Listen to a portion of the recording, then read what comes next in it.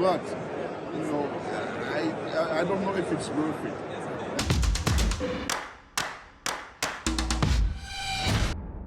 What's up guys and welcome. You are watching Fuzzy Fitness. Brett Wilkin's Olympia debut coming up this November is the one to watch out for.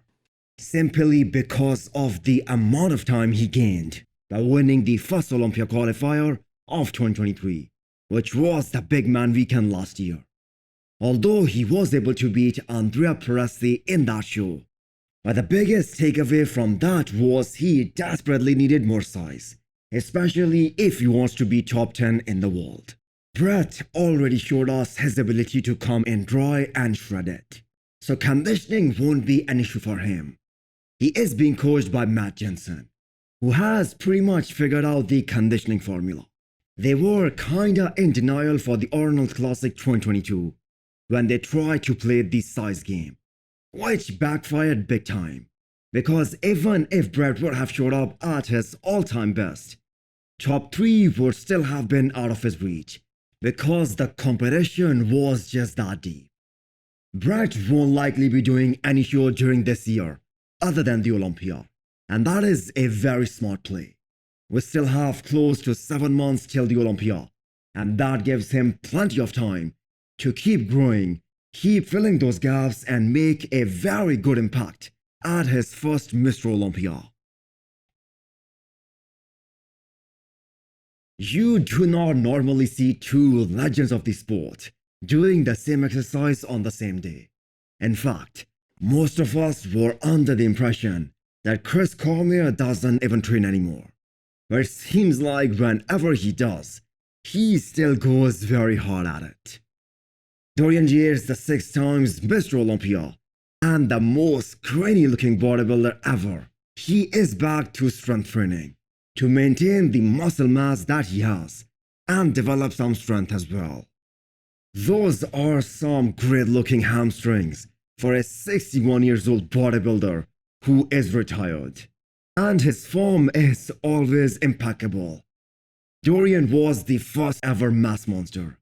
A guy who did not have the best shape, the likes of which his rivals had, especially in comparison to Flex Wheeler, Sean Ray, Kevin Levron, Paul Dillette, and Chris Cormier, who by the way wasn't a title contender during Dorian's reign. But look at the names Dorian was able to beat during the 90s.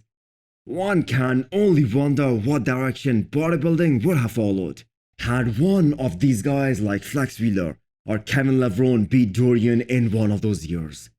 But they all immensely respect Dorian and his work ethic. What was Chris Cormier's best shot of becoming Mr. Olympia? I 100% believe it was 2002. Although Ronnie Coleman was able to win, but it was his least impressive physique from 98, the year he won his first send-out to 2002. Chris Cormier was 3rd in 2002. Kevin Levron was 2nd. They could have flip-flopped because Kevin's legs looked kinda downsized that year, and Chris was overall a more complete bodybuilder. Pretty sure that next time William Bonac steps on stage, it will be his last time. He is at a point during his career where he has to make a choice, career or health and family. And if career is going in downwards trajectory, there is just no point continuing, because he will be turning 41 this month. And these are not speculations. William Bonac talked to Bob Ciccarello at FIBO, Germany, and talked about his future plans. Go for another 3 years, to be realistic. I can go for another 3 years, but, you know, I don't know if it's worth it.